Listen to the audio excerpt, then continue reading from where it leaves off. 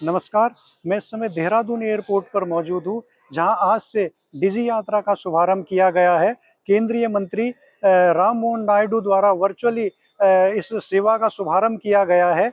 जो ये डिजी यात्रा है, पूरी तरह से पेपरलेस है और डिजिटल रूप में यात्रा की जाएगी। आज देहरादून एयरपोर्ट पर डिजी यात्रा के अलावा जो किड्स जोन है, जो वाईफाई है और अन्य सुविधाओं का भी यहाँ पर शुभारंभ किया गया है। केंद्रीय नागर विमानन मंत्री द्वारा वर्चुअली कुल देश के 8 एयरपोर्ट पर इस यात्रा का शुभारंभ किया गया है। पहले जो यात्री देहरादून एयरपोर्ट पर आते थे, तो वो अपना आई कार्ड और जो टिकट वगैरह है वो दिखाकर वो घंटों लाइन में लगकर अंदर जाते थे, लेकिन अब डिजी यात्रा से ये यात्रा काफ़ी सुगम हो जाएगी और जो लंबा समय लगता था वो कुछ ही सेकंड में ये जो यहाँ पर डिजी का लाभ लेते हुए हवाई यात्री अंदर दाखिल हो सकेंगे। पहले तो आप सभी का बहुत बहुत धन्यवाद कि आप लोग सभी लोग आए और थोड़ा कार्यक्रम में देरी हुई, उसके लिए भी क्षमा चाहता हूँ।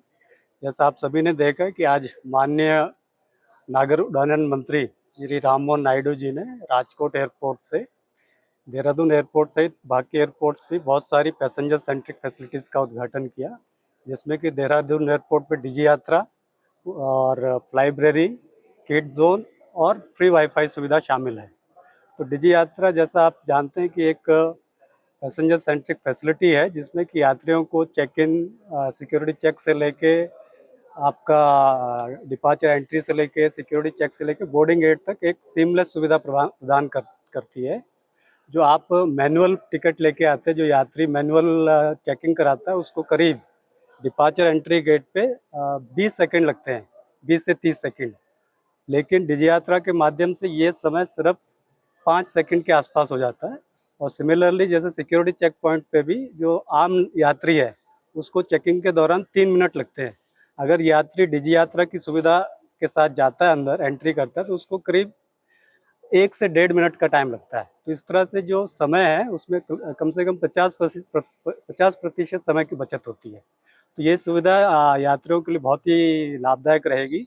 और हमने डिजी यात्रा सुविधा को बढ़ावा देने के लिए, आपने देखा होगा कि डिपार्चर एंट्री गेट्स पे भी डिजी बडीज के नाम से हमने स्टाफ को डिप्लॉय किया है, जो कि यात्रियों को सहायता करेंगे इनिशियली कि डिजी यात्रा ऐप को डाउनलोड करें। उनको अगर कोई असुविधा हो रही है, उसमें तकनीकी दिक्कत आ रही है, टेक्निकल इश्यूज आ रहे हैं, तो उसमें भी वो लोग हेल्प करेंगे डिजी यात्रा ऐप को डाउनलोड करने में।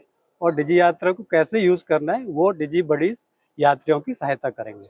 सिमिलरली हमने आज जैसे फ्री वाईफाई की सुविधा चालू करी है पैसेंजर्स के लिए, और सिक्योरिटी होल्ड एरिया के अंदर में लाइब्रेरी, जो कि एक, जैसे माननीय मंत्री जी कह रहे थे, कि लोगों को अब बुक्स को पढ़ने की आदत को वापस लाने के लिए एक इनिशिएटिव है।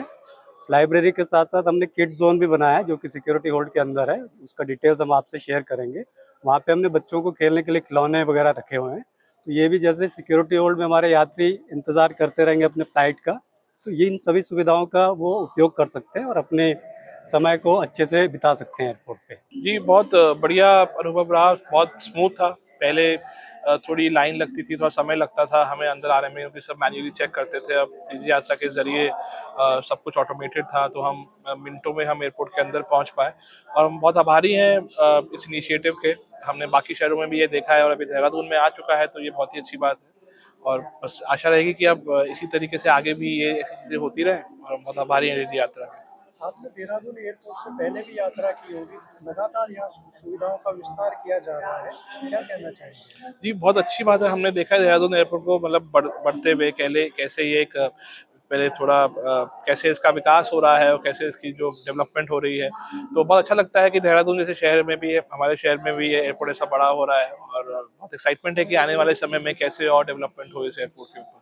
सर, आपका नाम क्या है और आप कहाँ के लिए यात्रा करने जा रहे हैं? जी, हमारा नाम वेदांत अरोड़ा है और अभी हम जयपुर के लिए आते हैं। एविएशन की बात होती है तो 2014 में 2014 में हमारे देश में थे 74 एयरपोर्ट्स। आज करीब 12 साल के बाद हमारे देश में एयरपोर्ट कुल मिलाकर बने 165 एयरपोर्ट्स। डबल से भी ज्यादा हमने ये 12 साल में किया। कैसे हुआ? एक महान व्यक्ति के संकल्प से हुआ। उन्होंने सिद्ध किया था कि ये अगर बनना है तो बनना है, इसके पीछे अगर कुछ रिफॉर्म्स लेके आना है तो लेके आना ही है, पर ये एयरपोर्ट हमारे देश में बनेंगे। और बनाएंगे ऐसे नहीं कि जहां पे ये मेट्रो सिटीज है वहीं पे बनाए। सोच तो पहले यही थी कि एयरपोर्ट या सिविल एविएशन ये एक लग्जरी ट्रैवल है, एक एलीट ट्रैवल है, सिर्फ खास आदमी इसका इस्तेमाल करते हैं। पर ये सोच में भी बदलाव लेके आए हमारे आदरणीय प्रधानमंत्री जी। उनका सोच था ये हवाई यात्रा जो है ये खास आदमी के लिए नहीं, ये भारत में आम आदमी के लिए रहेगा। और ये हवाई चप्पल से हवाई जहाज का मंत्र जो हमारे आदरणीय प्रधानमंत्री जी ने दिया, उसको हमारे सिविल एविएशन ने वो सच करके दिखाया।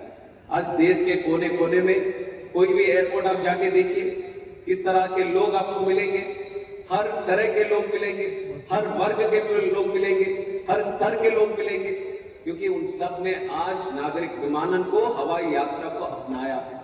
उनके करीब लेके आए हमारे प्रधानमंत्री जी हवाई यात्रा। और कैसे? ये कोई जादू से नहीं हुआ, ये उड़ान स्कीम के तहत हुआ है। उड़े देश का आम नागरिक, जब ये स्कीम की शुरुआत हुई थी, ये स्कीम का बेसिस था, ये स्कीम का इंटेंशन था कि टियर 2 सिटीज में, टियर 3 सिटीज में जो पुराने स्ट्रिप्स भी पड़े हैं उसको कन्वर्ट करके हम एयरपोर्ट्स बनाएंगे। और जहां पे ये प्लेन्स, जो एयरलाइंस है, जो उनका बिजनेस प्रॉफिटेबिलिटी भी एक तरह से उनके लिए बहुत ही महत्वपूर्ण रहता है। अगर आप ये वीडियो YouTube पर देख रहे हैं तो हमारे चैनल को सब्सक्राइब कर बेल आइकन दबाएं और Facebook पर देख रहे हैं तो हमारे पेज को लाइक करें।